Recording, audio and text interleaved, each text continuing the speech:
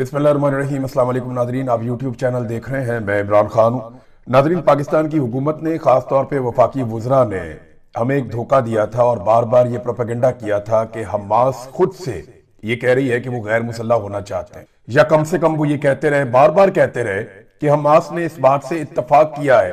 Board of peace में जो बात हुई, हमास ने इससे इत्तफाक किया है कि वो हथियार डालना चाहती है और वो खुद गैर मुसल्लह होने पर राजी है। मैं बार बार आपको ये बताता रहा कि वुज़रा आपके साथ झूठ बोल रहे हैं। इंटरनेशनल मीडिया को हमने छान मारा, जो हमास के जितने भी ऑफिशियल्स हैं उनके स्टेटमेंट्स हमने निकाल कर देखे, ऐसा हमें कुछ नहीं मिला। लेकिन पाकिस्तान के वुज़रा ये बात बार बार कह रहे थे, खासतौर पर राना सनाउल्लाह साहब, ख्वाजा साहब वगैरह, ये इस किस्म के लोग बार बार ये बात कर रहे थे कि हमास गैर मुसल्लह होना चाहती है। और बोर्ड ऑफ पीस ने तो ये फैसला किया हुआ है, क्योंकि डोनाल्ड ट्रंप का ये मानना है कि हमास को गैर मुसल्लह किया जाएगा, उसके बगैर वहां पे अमन नहीं आ सकता। अब पाकिस्तानी हमास और फलस्तीन के मौकिफ के साथ खड़े होते हैं या डोनाल्ड ट्रंप के मौकिफ के साथ खड़े होते हैं, ये एक बड़ा इम्तिहान पाकिस्तान की हुकूमत का आ गया है। 19 तारीख को, इसी महीने की 19 तारीख को रमजानुल मुबारक होगा और अमेरिका में एक इजलास बुलाया गया है। ये अमरीकी हुकूमत की जानिब से बुलाया गया है बोर्ड ऑफ पीस को लेकर, और जितने ममालिक हैं जो इसके अंदर शामिल हैं उन सबको दावत भी दे दी गई है। अब इसमें नेतन्याहू भी शामिल होगा। ये जंगी मुजरिम है, सारी दुनिया इसे जानती है। यूरोप के कई ममालिक में नेतन्याहू दाखिल नहीं हो सकता। उसकी वजह यह है कि यूरोप के अंदर इसके वारंट है और यूरोपीय ममालिक या वहां के अवाम इसको बर्दाश्त नहीं करते। वो ये कहते हैं बहुत बड़ा जंगी मुजरिम है और इसने बहुत बड़े पैमाने पर इंसानों का कत्लेआम किया है। लेकिन अमेरिका में नेतन्याहू जा सकता है, अमेरिका के साथ इसके अच्छे ताल्लुकात हैं और डोनाल्ड ट्रंप जो है वो ताल्लुकात निभाने वाले आदमी है। अब मामला यह है कि जब यहां पे इससे पहले स्विट्जरलैंड के अंदर ये सारे इकट्ठे हुए थे तो नेतन्याहू को वहां बुलाना चाहते थे डोनाल्ड ट्रंप, लेकिन क्योंकि वहां की हुकूमत ने इजाजत नहीं दी तो नेतन्याहू वहां पे नहीं आया। अब डोनाल्ड ट्रंप अमेरिका में नेतन्याहू को बुला रहे हैं और बाकी सारे ममालिक को भी बुला रहे हैं। अब इन ममालिक के लिए, खासतौर पर पाकिस्तान के लिए, ये एक बहुत बड़ा चैलेंज है और एक बहुत बड़ी मुसीबत है कि नेतन्याहू के साथ क्या वो एक प्लेटफॉर्म या एक स्टेज शेयर कर सकते हैं।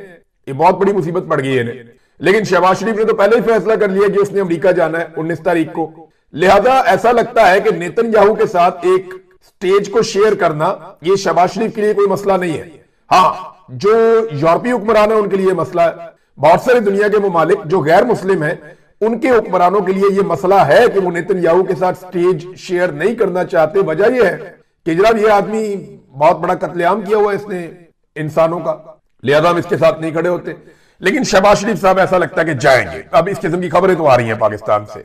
अब देखना यह है कि शहबाज शरीफ साहब फलस्तीनियों या हमास के साथ खड़े होते हैं और ये जो यकतरफा फैसला किया गया है कि हमास को गैर मुसल्लह कर दिया जाए बोर्ड ऑफ पीस की जानिब से या नेतन्याहू और डोनाल्ड ट्रंप की जानिब से, शहबाज शरीफ साहब फलस्तीनियों के साथ खड़े होकर इस फैसले को मुस्तरद करते हैं या शहबाज शरीफ साहब डोनाल्ड ट्रंप के साथ और नेतन्याहू के साथ खड़े होते हैं। एक बड़ा इम्तिहान है। देखिए, पाकिस्तान एक मेंबर है ना, वो जाके वहां कह सकता है जी हम इस बात की मुखालफत करते हैं कि हमास को गैर मुसल्लह किया जाए।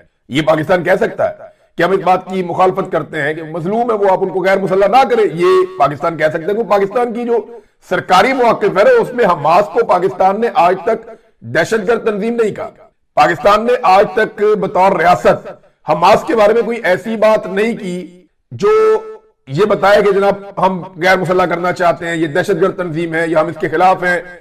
ऐसा पाकिस्तान ने कभी नहीं कहा। पाकिस्तान की पोजीशन बल्कि ये रही कि ये जो जिद्दोजहद है ये उनकी आजादी के लिए।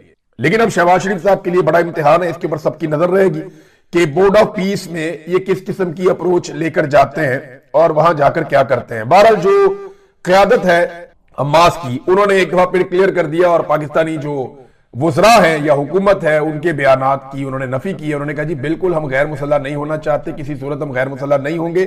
बल्कि उन्होंने कहा कि board of peace balance approach हासिल करे और ये ज्यादती ना करे। हमें निहत्ते लोगों को, आप मजलूम लोगों को आप गैर मुसल्लह कर लेंगे तो उसके बाद तो आप उनके आगे फेंक देंगे जो हमारा शिकार करना चाहते हैं, हम तो अपनी हिफाजत भी नहीं कर सकेंगे। तो ये बहुत सीरियस इशू है।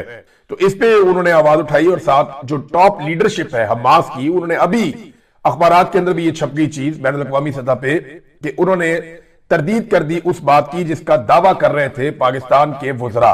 वज़ीर दिफा का तो हम चेक करें, पाकिस्तान के वज़ीर दिफा ख्वाजा आसिफ ये कहते हैं कि पाकिस्तान में इस वक्त जो सबसे बड़ा रोजगार है ना वो मांगना है। रोजगार का पाकिस्तान में सबसे बड़ा जरिया ख्वाजा आसिफ के बकौल वो मांगना है।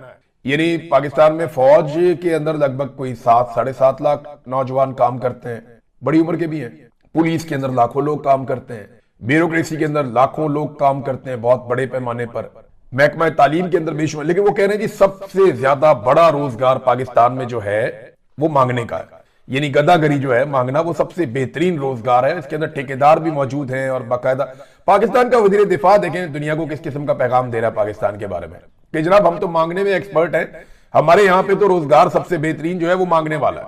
और कौम को ये लोग चूना लगाते थे कि अब अपने अखराजात कम करेंगे। इमरान खान की हुकूमत में ये क्या कहते थे कि इमरान खान जनाब अय्याशी कर रहा है, ये कहते थे। इमरान खान प्राइवेट जेट लेकर नहीं जाता था दुनिया में घूमने के लिए। इमरान खान जब दुनिया में जाता था तो कमर्शियल जहाजों के ऊपर भी ट्रेवल करता था। इमरान खान जब दुनिया में जाता था तो बहुत महंगे महंगे होटलों में नहीं रहता था। जब वो दुनिया के मुमालिक में जाता था तो वो अपने साथ फौज, जफर, मौज लेकर नहीं जाता था। और अगर कोई इमरान खान को ज्वाइन करना चाहता था तो वो अपने खर्चे पर ज्वाइन करता था। ये था इमरान खान। इन्होंने कौम को चूना लगाया जनाब हम आ जाएंगे, आके अखराजात कम कर लेंगे और हम सादगी अपनाएंगे। और जब ये इक्तदार में आए तो इनके जो शाहाना हुकूमती अखराजात हैं बजाय कम होने के, उनमें सालाना 12.3% इजाफा हो रहा है। यानी जो सरकारी खर्चे हैं वो ये कम नहीं कर रहे, लगातार बढ़ाते चले जा रहे हैं। जो खर्चा इमरान खान साहब की हुकूमत में हो रहा था उससे हर साल ज्यादा खर्चा ये करते चले जा रहे हैं। लगभग इन्होंने अखराजात बढ़ाते बढ़ाते 50-60% ज्यादा कर दिए इमरान खान साहब के दौरे हुकूमत के मुकाबले में। तो ये जनाब सरकार आई थी अवाम के लिए, जिन्होंने अपने कपड़े बेचकर गरीबों को आटा देना था, उन्होंने आटे की कीमत दुगनी कर दी और नए कपड़े भी खरीद लिए। जिस आदमी ने अपने कपड़े बेचकर गरीब आदमी को आटा देना था, उसे रोटी खिलानी थी, उस आदमी ने नए कपड़े बनवा लिए बहुत सारे, और जो गरीब पाकिस्तानी हैं उनके लिए आटे की कीमत दुगनी कर दी। कैसे फ्रॉडिये जो पाकिस्तान के ऊपर मुसल्लत हुए, और ये फॉर्म 47 के जरिए से आसिम मुनीर साहब ने मुसल्लत किए हैं। देखिए दावे ये करते हैं, मैं दावा आपके सामने रख दूं, हुकूमती वज़रा आते हैं टीवी चैनल पे इधर उधर बैठते हैं, मैं सबके लिए बता रहा हूं कि डाटा इनके मुंह पे मारे आप। ये चाहे अपोजिशन का जो भी आदमी बैठा हो, मीडिया का जो भी आदमी बैठा हो, जब भी हुकूमती आदमी ये दावा करे ना कि हमारे पास 21 अरब डॉलर है कौमी खजाने में, तो ये डाटा आपने इसके मुंह पे रख के मारना है। कोई भी हुकूमती वजीर आपसे ये बात करे, जैसा सवाल वैसा जवाब, या जिस तरह की ये बात करें वैसा इनको जवाब दे। कौम को बेवकूफ समझते हैं ये जो 21 अरब डॉलर की ये गर्दान करते हैं ना, इनमें से 6 अरब डॉलर कमर्शियल बैंकों का पैसा है। किसका है? कमर्शियल बैंकों का पैसा है, उससे इनका कोई ताल्लुक नहीं है। 6 अरब डॉलर निकल गया, 12.5 अरब डॉलर आपके दोस्त ममालिक का है लगभग। ये जो आपके दोस्त ममालिक है, चाइना हो गया, यूएई हो गया, सऊदी अरब हो गया, कतर, ये आपने मांग मूंग के पैसे इकट्ठे किए हुए, ये 12.5 अरब डॉलर ये दोस्त ममालिक के, तो 18.5 अरब डॉलर तो ये निकल गए। अब इसमें से आईएमएफ का पैसा जो है, जो उनसे लेकर आपने बीच में डाला हुआ है, वो लगभग कोई 1.5 अरब डॉलर है, तो ये तो 20 अरब डॉलर हो गए। तो हमारा अपना कमाया हुआ पैसा कितना है जो 21 अरब डॉलर आप छलांगे मार रहे हैं? 1 अरब डॉलर। ये डाटा आपने बेफिक्र होकर इनके मुंह पे मारना कि 6 अरब डॉलर जो है वो कमर्शियल बैंकों के हैं, 12.5 अरब डॉलर जो है दोस्त ममालिक के हैं, 1.5 अरब डॉलर आईएमएफ से लिया हुआ है, और जो आपने कमाया है वो 1 अरब डॉलर से कुछ थोड़ा ऊपर नीचे है। ये आपकी टोटल कमाई है, कोई टारगेट भी आप अचीव नहीं कर पा रहे। मोहम्मद जुबैर साहब ने भी ये डाटा दिया हुआ है, और बहुत सारे लोग इस डाटा पे बात करते रहते हैं। आप किसी भी इकोनॉमिस्ट से पूछ लें तो इनको ये डाटा जो है वो उठा के इनके सर में मारे आप कि जनाब ये तुम्हारी औकात है, झूठ मत बोलो। ये लगातार झूठ बोल रहे हैं। अब नाजरीन आ जाए जरा इदारों की तरफ, खास तौर पे अदलिया की तरफ। इमरान खान साहब के केस आज लगे हुए थे, लोगों को ऐसे खबरें दी गई जैसे पता नहीं क्या बहुत बड़ा कोई कारनामा होने लगा। ये सारे केसेस वो थे जो इमरान खान साहब के खिलाफ है। इनमें कोई भी एक केस नहीं है जो इमरान खान साहब की अपनी अपील हो। इमरान खान की या उनकी एहलिया की अपीलें नहीं लग रही, इनके खिलाफ अगर कोई अपील कर रहा है तो वो अपील लग रही है। समझ आ गई आपको बात की? और ये इस मौके पर क्यों हुआ मैं आपको बताता हूं। जब आईएमएफ का वफद आया था ना, उसने कहा था जी हमने चीफ जस्टिस से मिलना है, जजों से मिलना है, हमने मुख्तलिफ लोगों से मिलना है पाकिस्तान में, हमें पता तो चले तुम मुल्क चला सकते हो कि नहीं। तो जब वो आए थे ना, तो तब चीफ जस्टिस ने सहाफियों को बुलाकर उनसे मुलाकात की और उन्हें कहा कि इमरान खान का खत आया मुझे, उसमें बड़ी अहम चीजें हैं और वो मैं रेफर कर रहा हूं, उसके ऊपर हम काम करेंगे। टके का काम आज तक नहीं किया, वो सिर्फ आईएमएफ को दिखाने के लिए था कि हम मुतहर्रिक हैं, इमरान खान का लेटर आया, हम काम कर रहे हैं। और अब जब यूनाइटेड नेशंस का यानी यूएन का भी एक वफद आ गया ना, अब उसने मुलाकात करनी थी चीफ जस्टिस याया अफरीदी से, तो एन उसी दिन इन्होंने क्या किया कि जब यूएन के वफद ने चीफ जस्टिस याया अफरीदी से मुलाकात करनी थी, तो उस मौके पर इन्होंने इमरान खान साहब की अपीलें लगवा दी। 13 केसों की, और वो सारे केसेस हुए जो इमरान खान के खिलाफ अपीलें आ गई सरकार की, ताकि अगर वो पूछें कि जनाब आप पाकिस्तान में ज्यादती कर रहे हैं तो हम बड़े आराम से टिल्ले मुंह के साथ कहते हैं जनाब आज भी केस लगे हुए थे उनके, तो हम तो आज सुनकर आए हैं उनके केसेस हमने नोटिस किए हुए हैं। तो जनाब जो केसेस इमरान खान साहब के लगाने हैं वो तो ये लगा नहीं रहे, लोगों को ये बेवकूफ समझते हैं, वो जाके स्टडी करेंगे उन्हें पता चल जाएगा उन्होंने फिर हमें धोखा दिया। अब ईमान मजारी के केस में आप क्या कहेंगे? एक ट्वीट के ऊपर 17 साल की सजा, इधर आइन तोड़ दिया, बेशुमार डिक्टेटरों ने एक को भी सजा नहीं हुई, एक ट्वीट के ऊपर 17 साल की सजा सुना दी। अंदाजा करें आप कैसा जुल्म हुआ पाकिस्तान में, ये कैसी फस्तायत है कि एक ट्वीट के ऊपर 17 साल की सजा है, जबकि बड़े बड़े जुर्म करने वाले, कत्ल करने वाले, पाकिस्तान के अंदर आइन तोड़ने वाले, कानून तोड़ने वाले, जाली हुकूमतें बनाने वाले, पाकिस्तान को लूटने वाले, कौम की जेबों पे डाका डालने वाले, उन सबको एक दिन की भी सजा नहीं होती इस मुल्क में। लेकिन अगर कोई इंसानी हुकूक का आलम बुलंद करे और एक ट्वीट कर दे तो 17 साल की सजा हो जाती है। इमरान खान के वकील ने मौके से फायदा उठाया, सलमान सफदर ने, उन्होंने चीफ जस्टिस को जाकर बताया, उन्होंने कहा चीफ जस्टिस को कि जनाब 5 महीनों में इमरान खान से एक मुलाकात हुई है, वो भी 10 मिनट की हुई है। अब सर्दियां खत्म हो रही हैं, एक हफ्ते बाद रमजान शुरू हो रहा है, रमजान में जमानत की दरखास्तें अदालतों की तरजीह होती है, बाहर खड़े होकर उन्होंने बताया सारा। अगर रमजान में भी इमरान खान की जमानतों के केस नहीं लगते तो ये सिस्टम कोलैप्स तस्वर होगा। उन्होंने कहा जी ओवरऑल सूरत बहुत अलार्मिंग है। जो इमरान खान साहब का साइफर वाला केस है वो जज साहब ने 3 रुकनी बेंच को भेज दिया है, और वो जज को भी ये भी बताते रहे जनाब मैं आप मुलाकातें इनकी तो करवा रहे हैं आप, ये जो सरकारी वकील आ गए इनको तो मुशावरत के लिए आप वक्त दे देते हैं, लेकिन हमें भी मुशावरत के लिए वक्त देना, हम जाके अपने जो हमारा जो विक्टिम है जो इमरान खान है उससे मुलाकात तो करें। यानी हमारी मुलाकात आप इमरान खान से करने नहीं देते, हमें वहां पे आप डिस्कशन करने नहीं देते, हमारी मुलाकातें आपने बंद की हुई हैं, इनको आप फुल फैसिलिटेट कर रहे हैं। तो इस मौके पे उन्होंने ये बात की अदालत को, लेकिन क्या फर्क पड़ता है? या अफरीदी साहब की भी ऐसा लगता है कि वो औकात नहीं है कि वो इमरान खान साहब की मुलाकात करवा सके, क्योंकि याद होगा शहबाज शरीफ को चीफ एग्जीक्यूटिव है ना मुल्क का, कानूनी और आईनी तौर पर तो वही है, चाहे जाली सही लेकिन है तो सही। अब जब शहबाज शरीफ को सुहेल अफरीदी ने कहा कि जी मुलाकात करवा दे इमरान खान से, तो उसने क्या कहा था? शहबाज शरीफ ने कहा था कि पूछ के बताता हूं। और जब शहबाज शरीफ पूछ के बता रहा है, चीफ जस्टिस की क्या औकात है, तो सारे काबू आ गए, और ये अपनी मर्जी से काबू आए हैं। सिर्फ एक सीट के लिए पूरी की पूरी अदलिया का बेड़ा गर्क कर दिया या अफरीदी ने। या अफरीदी अगर हक पे डाका ना मारते मंसूर अली शाह के, तो मैं आपको बताता हूं कि अदलिया कभी भी ऐसी यरगमाल ना होती, अदलिया के एक हुक्म के ऊपर मुलाकात भी हो जाती। लेकिन आज या अफरीदी समेत कोई भी जज इमरान खान की मुलाकात उनके वकला से या फैमिली से नहीं करवा सकता जब तक आसिम मुनीर नहीं चाहेंगे। आसिम मुनीर ने कंट्रोल कर लिया ना, पूरी की पूरी अदलिया भी कंट्रोल हो गई है। अब नाजरीन ने जो पाकिस्तान तहरीके इंसाफ है उन्होंने एक करारदाद पेश की है, और ये करारदाद सिर्फ आप ये देख लें, जो करारदाद पाकिस्तान तहरीके इंसाफ ने जमा करवाई, इस करारदाद के मुताबिक तो आप सारा प्रोपेगेंडा इन्होंने उड़ा दिया कि जनाब दहशतगर्दों की सपोर्ट करते हैं, दहशतगर्द है, पीटीआई को ऐसे कहा जाता है ना।